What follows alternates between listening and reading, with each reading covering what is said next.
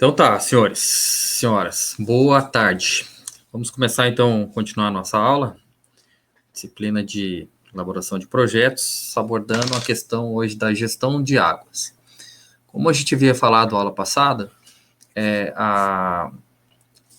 o Código Florestal seria em escala hierárquica, assim, seria o primeiro ponto.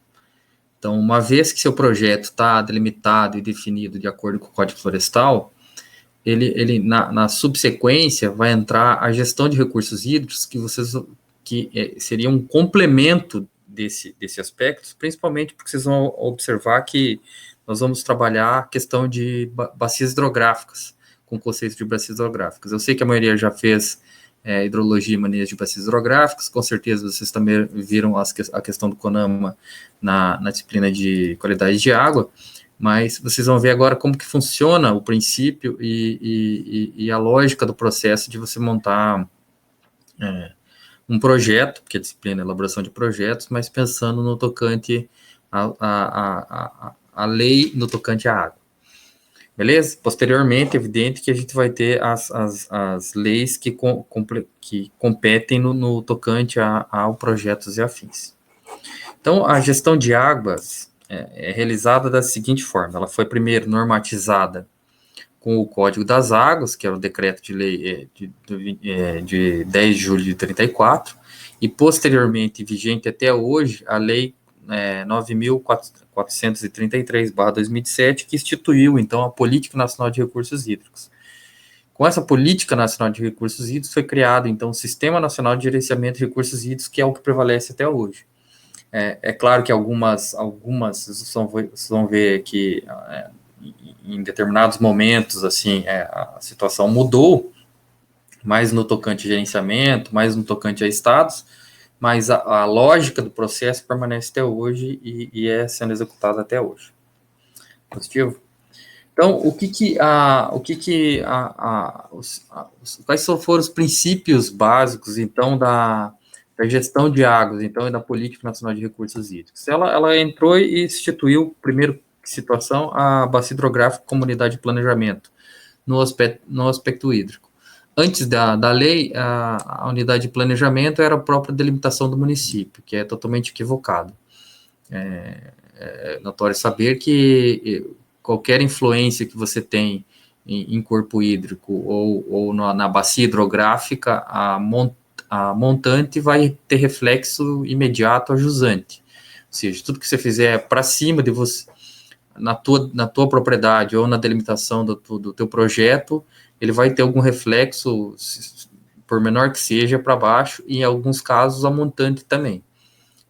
Vamos pensar, se for feito um barramento de um rio, que hoje não é permitido, mas até um tempo atrás é permitido, dentro de algumas condicionantes, principalmente no caso no tocante a PCHs e hidrelétricos, mas até um tempo atrás você conseguiria perfeitamente barrar um corpo de água, um córrego, qualquer que seja ele, e você usar isso, a água, para qualquer fim. Então, literalmente trancava o rio e boa. Então, com reflexo o quê? Você poderia, entre outras coisas, prever, interromper regime de vazão de fluxo, porque se você barra um rio, você interrompe o regime normal de cheias e vazantes dessa bacia hidrográfica. Você também prejudica a parte de peixes migratórios e afins. Então, até então, era definido como a delimitação geográfica dos municípios como unidade de planejamento, agora passa a ser a bacia hidrográfica, não importando. Nós vamos ver depois que entre os instrumentos de gestão estão, inclusive, o cara fechar bacias inteiras hidrográficas, que é o que já tem ocorrido. Beleza? A outra questão que os princípios básicos da política de gestão adotou é que foi previsto o uso múltiplo da água. Anteriormente, você não tinha uma delimitação do que fazer, agora se estabelece na política que você, não só para fins econômicos, mas para uso doméstico, rural, industrial, lazer, com predominância, entre outras coisas, para desidatação animal. Então, vocês vão ver lá, com certeza vocês viram em bacias hidrográficas, que, dependendo da situação, numa escassez de água, não importa o que você tenha, prevalece a dessedentação animal ou da população. Então, não importa, por exemplo, a seca que aconteceu lá em 2018, perdão, lá em 2018, principalmente lá na região de São Paulo, Paranapanema, essas regiões, o pessoal tinha muito tanque-rede e baixou consideravelmente o nível dos rios, que foi literalmente proibido o pessoal de cultivar, porque a fonte primária de captação de água era o consumo humano. Então, quem tinha produção, quem tinha qualquer outra forma de captação, seja industrial, seja de agricultura, seja de qualquer outro meio, foi proibido em função da prioridade por lei que é a consumo humano. Mas a lei, então, o princípio básico prevê esse uso múltiplo, não só para rural, industrial, mas também para lazer. Outra questão que definiu que a água é um bem finito e vulnerável, tá? Entrou-se, então, a utilização preservacionista, então, que é você, além de cuidar da quantidade que tu vai pegar, você tem que cuidar da qualidade. Então, até isso você não tinha, até você tem que pensar assim, se não está previsto em lei, pode. Então, até não estar previsto em lei que você tinha que preservar e cuidar de alguns aspectos, você poderia fazer. E, além disso, estabeleceu o valor econômico da água. O valor econômico é literalmente você tem que pagar. Hoje em dia, você não paga ao uso, você não paga o uso dessa água para determinadas ações, você paga apenas o tratamento ou a captação. Então, ainda não está sendo cobrado, assim, pelo hidrômetro, vamos pensar. A Sanepar cobra do hidrômetro, mas ela não cobra a água, ela cobra o tratamento, né? Mas a partir do momento, está previsto em lei que em algum momento vai se cobrar também a água. Espero que a gente não chegue nisso, mas está previsto. E a questão principal é a descentralização e participativa. Então, até então, a política de gestão de recursos hídricos, ou nem sei se de política, né, o Código das Águas previa que o Poder Executivo que tomava as decisões e o que tomou, sem consultar ninguém. Basicamente era isso. Então, a gestão descentralizada que a gente vai comentar ao longo dessa aula, ela pegou e falou assim, não, vamos fazer uma ação participativa aí de gestão dessas águas com as pessoas que usam essas águas. Então, ela criou um ranqueamento, uma política de gestão e essa gestão é mais descentralizada. Então, a política de recursos hídricos, ela tem cinco princípios, basicamente, e que ela vai seguir essa orientação desses 5 pilares, vamos pensar assim. O plano de recursos hídricos, que vai abordar, então, abordou e aborda a situação atual de como está a água, os conflitos e as soluções propostas para isso aí. Vai fazer o enquadramento dos corpos de água, entre classes de uso predominante e outras não, metas para qualidades futuras e afins. Perdão, vai instituir a outorga de direito. Então, para você poder fazer qualquer atividade, você vai precisar de uma autorização de água, claro, dependendo do consumo que você for ter. Institui também, então, a cobrança pelo uso dessa água, para tentar gerar uma harmonia e evidentemente, arrecadação. E estipula, então, o Sistema Nacional de Informações de Recursos Hídricos, que é uma base de dados de recursos hídricos. Então, nós vamos ter no tocante à gestão de bacias as águas de domínio da União, que vão ser águas entre países ou águas entre estados da federação. Então, se for a gestão estratégica por bacias hidrográficas ou... Porque você tem que pensar assim, se você for fazer um projeto que vai envolver águas da União, você tem que lidar com a União. Se você for fazer projeto que vai envolver águas dos estados, do estado ou dos estados, você tem que fazer um projeto de acordo com as leis do estado. Então, as bacias da União vão ser essas que vão ser abordadas, por mais que um rio ou entre países, mais que um estado ou entre países. Águas de domínio estaduais vão ser os rios que têm seus limites 100% dentro dos estados, inclusive as questões subterrâneas, as águas de origem subterrânea. Isso é importante porque na hora que você for outorgar, que você vão ver, outorgar um projeto, você vai ter que levar em consideração esses usos de água e a bacia hidrográfica que se encontra. Veja que se você quiser fazer um projeto de tanque e rede no Rio Paranapanema, que é de domínio da União, você tem que entrar por mais que o Paraná, vamos pensar assim, o Paranapanema divide São Paulo com o Paraná. A gestão de bacias do Estado de São Paulo já prevê o tanque-rede no Paranapanema, que são as águas, abre aspas, que são do lado do paulista, vamos pensar. E a ANA também prevê isso. Só que, por exemplo, o Instituto Água e Terra, que era o antigo Instituto Ambiental do Paraná, ainda não tinha previsto. Então, você vai encontrar, principalmente no Paranapanema, um monte de tanque-rede lá de São Paulo, e no lado do Paraná, praticamente nenhum. Então, você vê o desconecto da coisa, né? Então, assim, é o mesmo rio, só que numa margem, na margem direita pode, na margem esquerda não pode. Ou não podia, ou estava com outras regras muito mais específicas. Beleza? Então, essa questão vale principalmente quando você for fazer pedido de outorga, porque daí se é federal é uma coisa, se é estadual é outra coisa.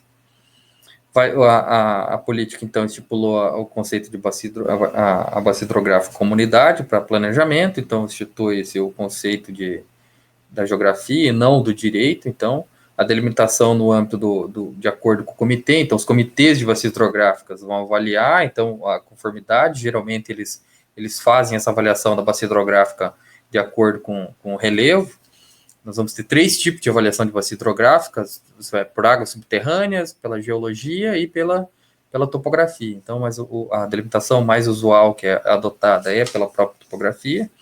Então, uma vez definida a delimitação, nós vamos ter outro conceito, além de bacia hidrográfica, que é região topográfica, que é um conjunto de bacias hidrográficas ou mesmo regiões geograficamente adotadas que englobam várias bacias hidrográficas. Vamos, por exemplo, aqui no Paraná, nós vamos ter várias regiões topográficas, que são as macrobacias hidrográficas, que eles vão chamar, que vão ser um conjunto de bacias hidrográficas menores, ou subbacias, se você quiser chamar.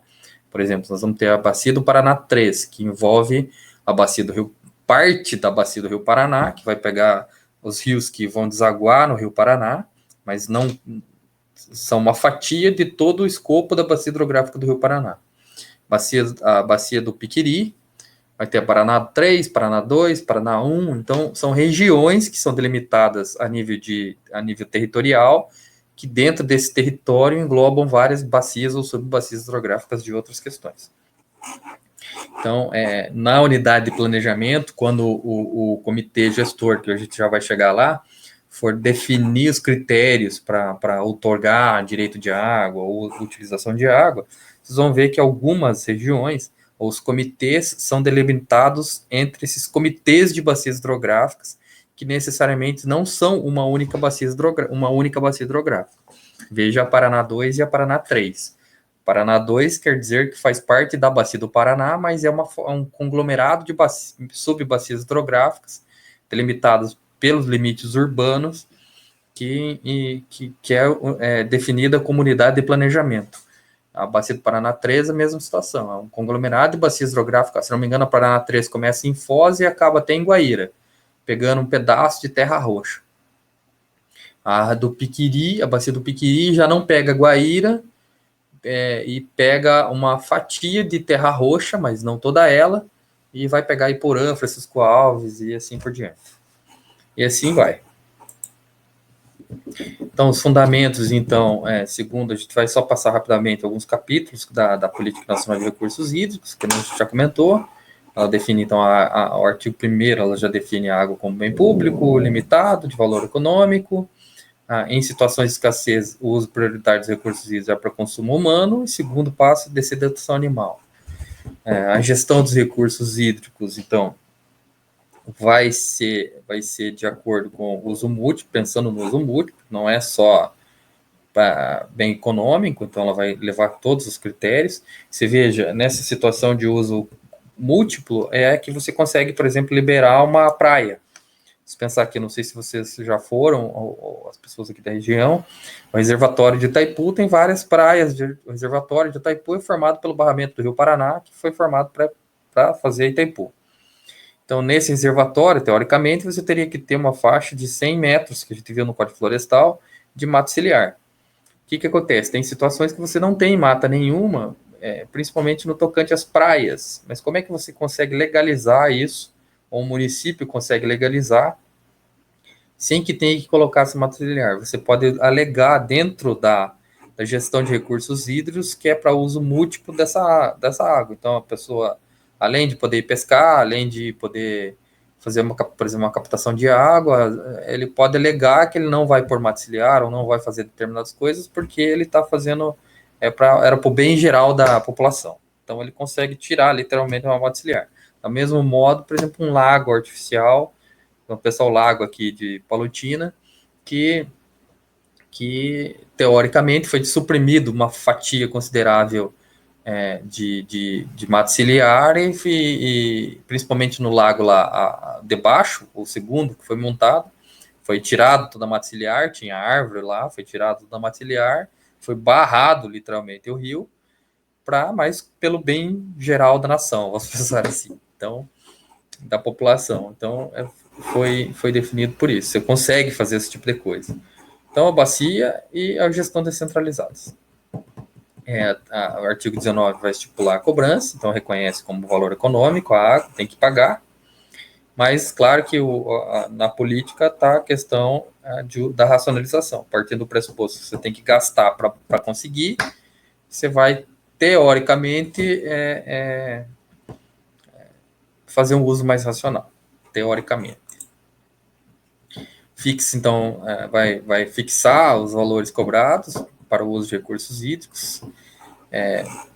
Aonde que você vai fixar? Nas derivações, captações de água, em função do volume retirado, nos lançamentos de esgotos demais resíduos líquidos ou gasosos. Então, você paga tanto na ida quanto na volta. Você paga para tirar a água e paga para devolver a água, depende da situação que você tem. Na aquicultura, vocês vão ver que ainda a gente não paga o efluente, mas paga a outorga para você pegar essa água.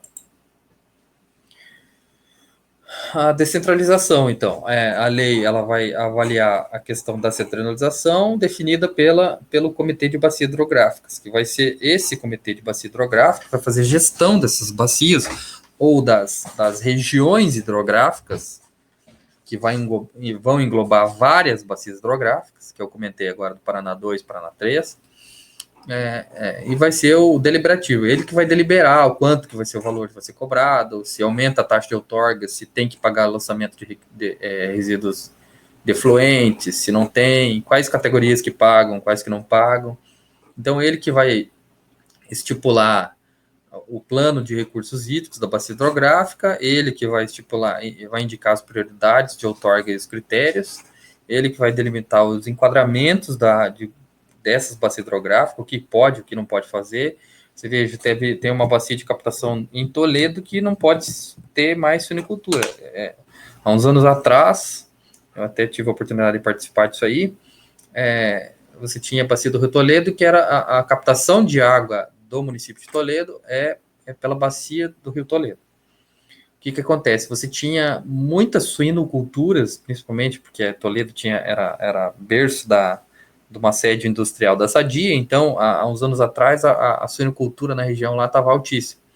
Então, lá na bacia do Rio Toledo, você tinha muitas suinoculturas. O que o Comitê de Bacias definiu? Ele chegou a um ponto que ele mapeou, foi contratado, o Estado contratou as universidades na época que eu estava lá, para mapear todas as suinoculturas, fazer o cadastro e montar um plano de adequação das suinoculturas, justamente pensando em melhorar a qualidade de água dos efluentes. E, ao mesmo tempo, ele proibiu novas inserções de suinocultura, porque a avaliação prioritária era que a suinocultura estava prejudicando de forma significativa a captação de água, então foi proibido. Então, quem já tinha teve que se adequar, e os que, porventura, estavam com interesse não podia mais.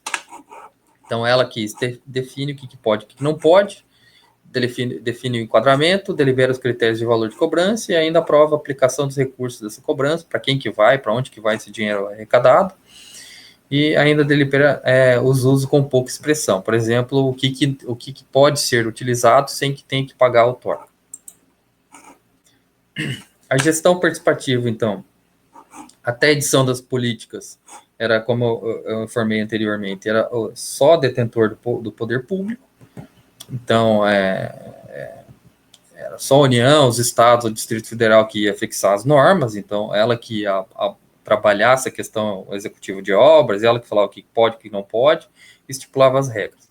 Após isso aí, os usuários participam. Vejo que no Comitê de Bacias Hidrográficas, aqui no Paraná vai ter Comitê de Bacia do Paraná 2, Paraná 3, Piquiri, eu mesmo faço parte, por parte da universidade, do Comitê de Bacias Hidrográficas da Bacia do Piquiri.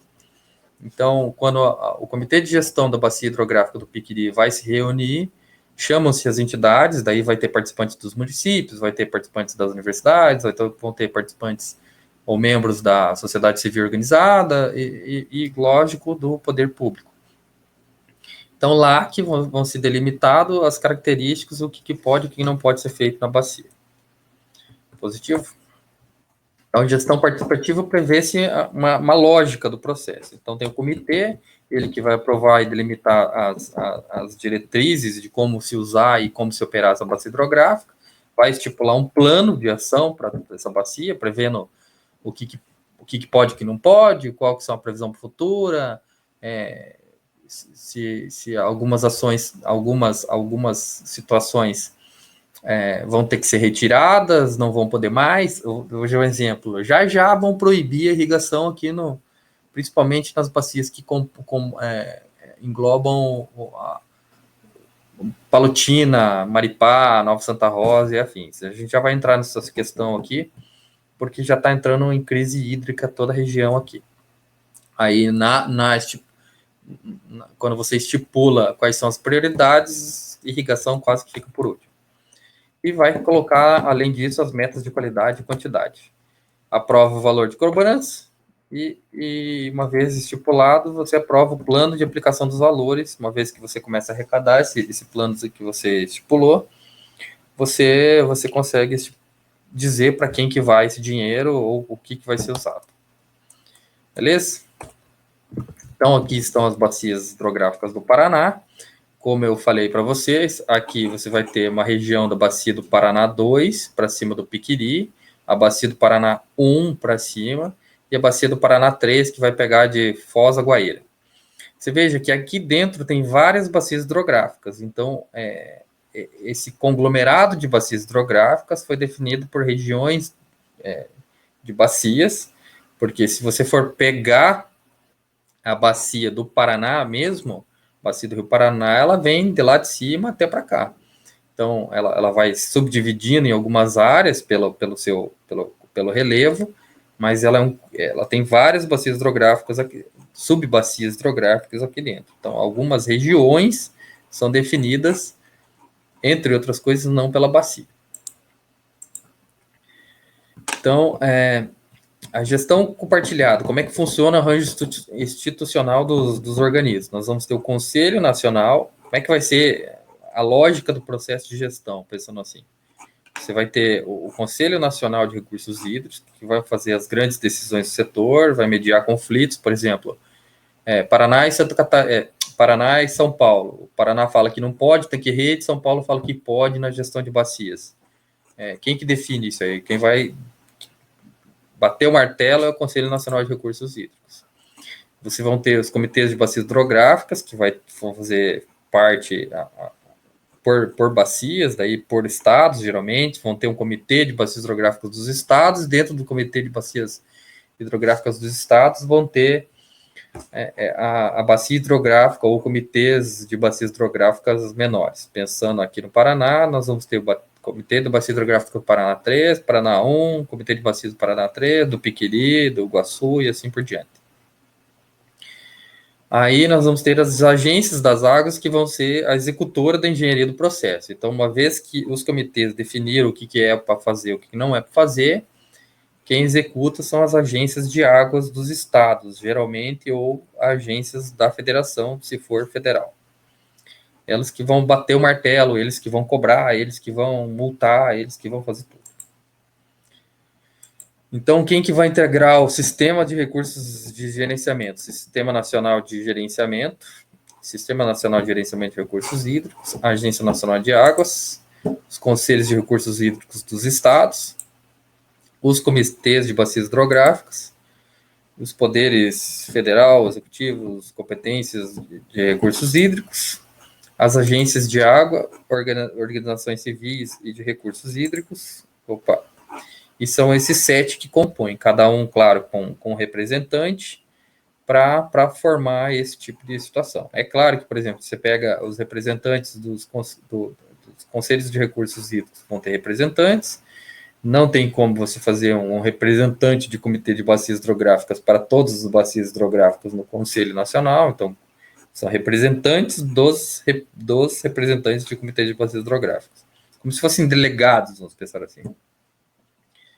O grupo de bacias hidrográficas, ou dos representantes da bacia hidrográfica, vão eleger delegados, e esses delegados vão fazer parte do sistema. Mesma forma, os órgãos competentes, municipal, municípios e afins, das agências de águas e das organizações civis. Então, a lógica do processo é a mesma entre federação e estado, só que as entidades é que mudam. Então, se for pensar aqui o âmbito nacional federal, no âmbito nacional nós vamos ter o Conselho Nacional de Recursos Hídricos, que vão ter os comitês de bacias, só que daí é por representante. A administração direta é feita pelo Ministério do Meio Ambiente, ou Secretaria de Recursos Hídricos, e o outorgante, quem vai ser o engenharia do processo, que eu comentei, vai ser a ANA, Agência Nacional de Águas. Ela que vai formar, vai bater martelo, cobrar, multar e afins. Nos estados, segue a mesma lógica. Os conselhos estaduais de recursos hídricos também vão ter os comitês aí de subbacias. Quem vai gestionar vai ser a Secretaria de Estado, de Meio Ambiente, geralmente, e quem vai fazer as unidades gestoras, antigamente aqui no Paraná era Instituto das Águas do Paraná, e agora virou IAT, Instituto Água e Terra do Paraná, que a gente já vai ver daqui para frente. E daí vai fazer a agência da bacia. Beleza? A lógica é a mesma, funciona da mesma forma. Então, se forem águas estaduais, segue essa linha aqui. Se forem águas federais, para cá, a linha de cima. No Paraná, então, quem define isso aí é o Conselho Estadual de Recursos Hídricos do Paraná, ele que vai definir, então, vai ser o órgão deliberativo. A Secretaria de Meio Ambiente e Recursos Hídricos. Essa aqui está aqui em cima, mas eu confesso que eu não sei se como fundiu o IAP e o Instituto das Águas do Paraná, no Instituto Água e Terra, eu não sei se ainda está essa sigla aqui, mas a lógica é a mesma. Então, a Secretaria de Estado de Meio Ambiente e Recursos Hídricos é a SEMA, que vai deliberar sobre o assunto. Quem vai ser o executor? Antigamente aqui seria o Instituto Água e Terra, Instituto das Águas do Paraná, que era o que definia a gestão das águas, é para ele que você pedia outorga, era para ele que você podia ser multado no tocante à água, e ele que deliberava, ele que executava as ações no tocante à água. Há um tempo atrás, acho que no final do ano passado, fundiu o Instituto Ambiental do Paraná, que era o IAP, com o Instituto Água e Terra do Paraná, que era o Instituto Ambiental do Paraná, IAP, fundiu com o Instituto das Águas do Paraná e formou o Instituto Água e Terra. Hoje é um único órgão, apesar que as decisões, vocês vão ver depois, eles ainda separam lá dentro do próprio IAT, está separado. É o mesmo órgão, mas as ações são separadas. Se você for pensar no licenciamento ambiental, é no SIGAR, no SIGA. Se for pensar em outorga de água, no SIGAR. São duas plataformas do mesmo órgão para gerir coisas diferentes, que, na minha opinião, podia ser a mesma. Então, a partir daí, nós vamos ter os comitês de bacias hidrográficas, e esses comitês vão definir as gerências, então, da bacia hidrográfica. Então, no tocante aos instrumentos de gestão de recursos hídricos, nós vamos ter 3. Uma unidade de planejamento, uma de instrumentos de controle e uma de instrumento econômico. Então, as 3 pensando no uso múltiplo, naquilo que a gente comentou, uso múltiplo, bem racional e forma de cobrar. Então, quais são os instrumentos de planejamento? O que se faz pensando no planejamento das bacias hidrográficas? Entre os instrumentos, nós vamos ter os planos de recursos hídricos, que vão ser por bacias, por estados e pela União. Você vai ter um sistema de recursos hídricos que vai fazer esse cômputo de informações sobre as bacias hidrográficas. E você vai ter o enquadramento, então, das classes de uso da bacia hidrográfica, o que é preponderante e o que não é. Então, são essas três sequências aqui, de ações que você vai fazer pensando no planejamento. O plano de recursos, então, vai abordar as diretrizes gerais para orientar os planos diretores de crescimento urbano, localização industrial, proteção de mananciais, exploração mineral, irrigação, aquicultura, saneamento e afins.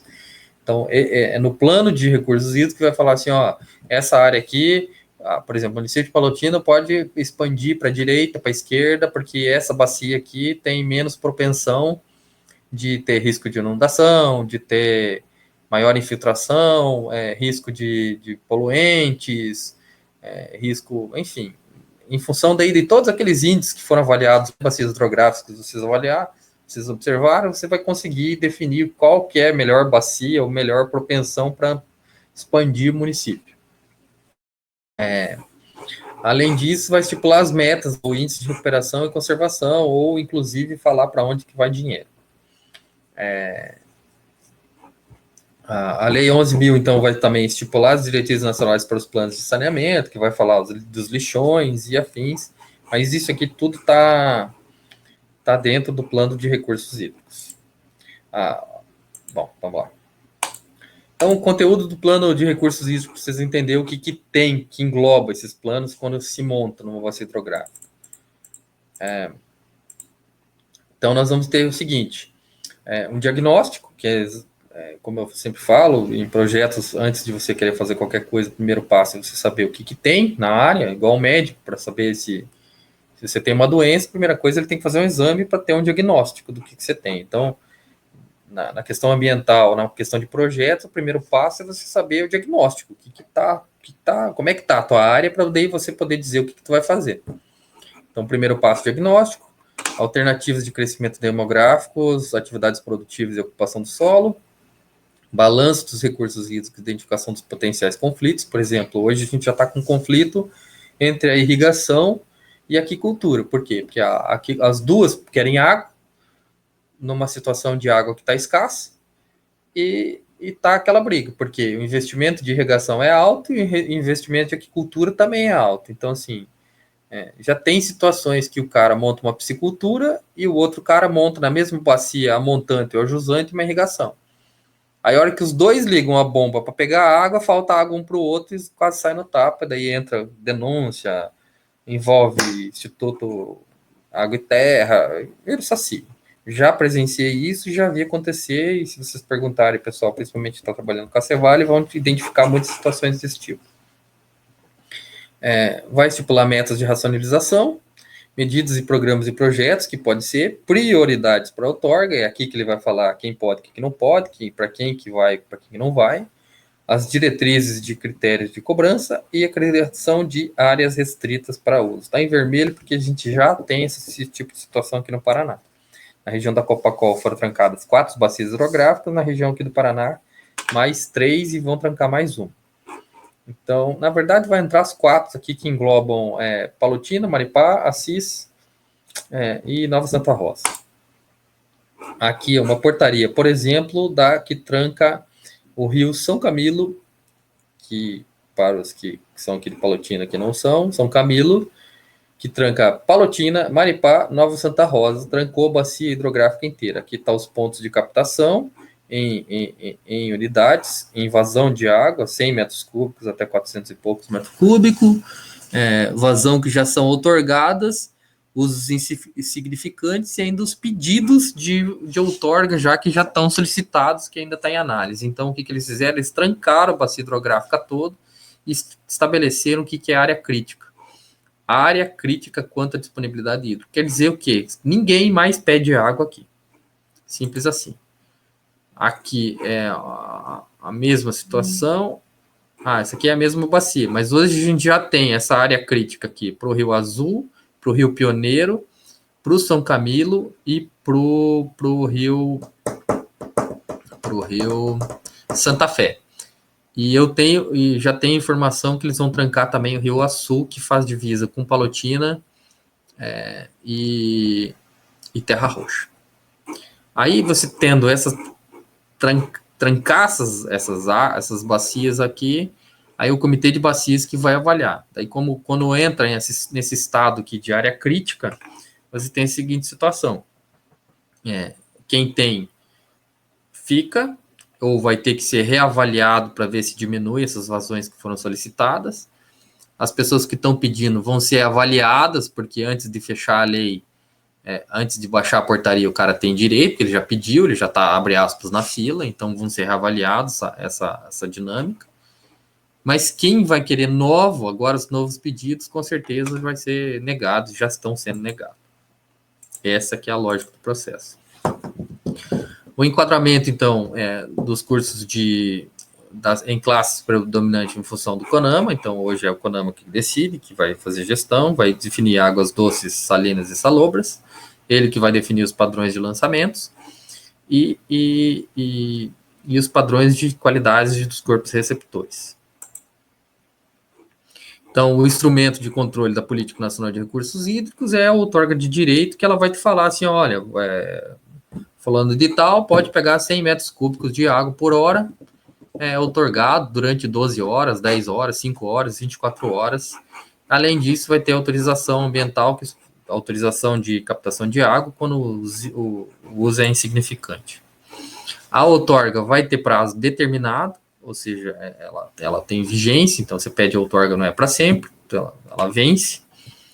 Vai depender das condições que vão ser expressas dentro de uma portaria de outorga. Essa portaria geralmente é publicada no Diário do Estado ou da Federação.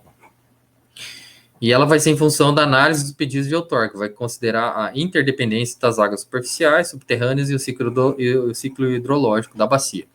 Então, o que vai acontecer? Como eu disse, mesmo aquelas pessoas que lá atrás aqui já tem outorga, que está em azulzinho aqui, os azuis escuros já têm outorgas e os azuis claros estão pedindo, mas nada impede do órgão gestor falar que esse cara aqui que está pegando 170 metros cúbicos por hora, ele tem que pegar agora só 50, porque esse caboclo aqui também tem que pegar, não sei, algum tanto aqui para dividir a água, literalmente.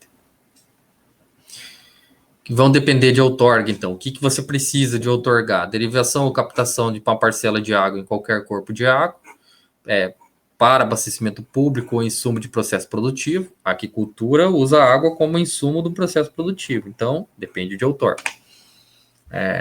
A extração de água de aquífero subterrâneo ou qualquer água de aquífero precisa de outorga, seja para consumo ou para processo produtivo. O lançamento de corpo de águas em esgotos, demais resíduos líquidos, então as estações dependem de tratamento, precisam de outorga de lançamento de resíduos, mas a aquicultura, ainda que tenha resíduos líquidos, não precisa ainda de outorga. Aproveitamento de potenciais hidrelétricos e afins, qualquer que seja. Vigências das outorgas. Geralmente, as PCHs, empreendimentos maiores, é de 35 anos prorrogáveis, mas as outorgas de consumo para unidade, para processo produtivo, que está aqui, elas são as outorgas de direito 10 anos, que depende da natureza, da finalidade, do porte do empreendimento e o período de retorno do investimento. Então, é lógico que você fazer uma hidrelétrica é diferente de você fazer uma aquicultura, que o porte de investimento é totalmente distinto. Então, essas outorgas maiores aqui são... imagine, você fazer uma Itaipu da vida e você falar que o cara tem 10 anos de outorga e pode ser que você não renove a outorga. Não é viável. Então, essas outorgas aqui dependem muito do que tu vai fazer. Mas na aquicultura, em geral, 2 anos a outorga prévia, que é o que você vai pedir o direito de pegar água, eles vão avaliar se tu pode, te dar 2 anos de outorga de captação, depois se pede na sequência do licenciamento a outorga de direito. As outorgas prévias ou preventivas têm 2 anos, serve para declarar a disponibilidade de água, dos recursos hídricos e reservar, abre aspas, uma vazão possível de outorga. Instrumento, então, econômico de cobrança desses recursos hídricos. Então, são instrumentos: considerar a água como bem econômico, racionalizar o uso, financiar empreendimentos. Para que você pega o dinheiro, melhor dizendo? Estipular investimento para despoluição de reuso, conservação, tecnologia. Há um tempo atrás, por exemplo, a Secretaria de Meio Ambiente aqui, o Comitê de Meio Ambiente, que entre outras coisas está com o Comitê de Bacias aqui, cedeu, por exemplo, um equipamento ou comprou reagente aqui para a universidade para fazer umas análises de água. Então, eles destinam uma verba para isso, outra verba para fiscalização, outras verbas para reparação de alguns danos e afins.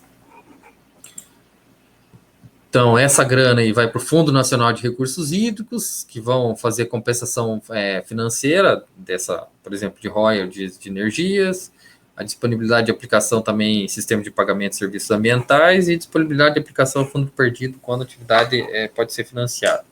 Então, eles podem, por exemplo, eu quero fazer um levantamento das espécies de peixes aqui do rio Piquiri para ver se está com um problema em eventual problema de mortalidade. Esse Fundo Nacional Estadual de Recursos Hídricos pode pegar e contratar a universidade com essa grana e fazer esse tipo de informações. Aqui no Paraná, então, só para a gente acabar a nossa aula, a outorga é gerenciada pelo Instituto Água e Terra, mas se você olhar lá dentro do site do Instituto Água e Terra, tá lá em gestão de águas, tá todos os instrumentos antigos que tinha lá no Instituto, ex-Instituto Água e Terra do Paraná. Então, aqui está outorga de recursos hídricos, quais que são as áreas críticas, características dos mananciais. Lembra que eles que são o instituto que vai falar, o gestor das águas que vai falar, fazer o controle de bacias, vai falar quais são as políticas, quais são o plano estadual de recursos hídricos, tudo isso que a gente já comentou, quais que são os comitês e os fóruns das bacias hidrográficas, além de você entrar nessa questão de outorga e custear. Para o sistema de gestão ambiental de recursos hídricos, é o SIGAR, que é um órgão próprio. Você está aqui a sequência lógica do processo. Você vai clicar aqui e tu vai entrar num sistema que é o SIGAR, né? Para você fazer solicitação de outorga. Lá tu vai ter que ter, nós vamos ver lá em projetos, na hora que for entrar especificamente como montar um projeto, vamos ver que a gente vai ter que ter mapa, vai ter que ter um projeto específico, vai ter que ter uma série de informações que vamos chegar em momento oportuno. Por hora, a gente está falando como que é a gestão aqui de recursos hídricos e como funciona. Beleza? Então, vai ser qualquer interferência que que possa entrar em qualidade, vai ter prazos determinados. Usos mencionados, então, vai ser captação para abastecimento doméstico, águas para fins industriais, ou irrigação, ou aquicultura, ou afins, lançamento de efluentes industriais urbanos, construções de obras hidráulicas, barragens, ainda serviços de saneamento, limpezas e afins. A outorga a gente já comentou. A outorga de efluentes vai seguir o mesmo princípio, com exceção da dispensa de outorga, que para determinados tipos de lançamentos, por exemplo, até 1,8 metros cúbicos por hora, você não necessita disso aí. No mais, entra a CONAMA, que vai delimitar os tipos de lançamento. A qualidade, caracterizar quais são as classes de uso de água, mas isso vocês já viram em qualidade de água, com certeza. Tudo bem? Mas todo o projeto vai ter que ser dentro do escopo Código Florestal, Política Nacional de Recursos Hídricos, depois legislação específica no tocante à aquicultura. Positivo? Por isso, então, por hoje, basicamente é só. Basicamente é isso.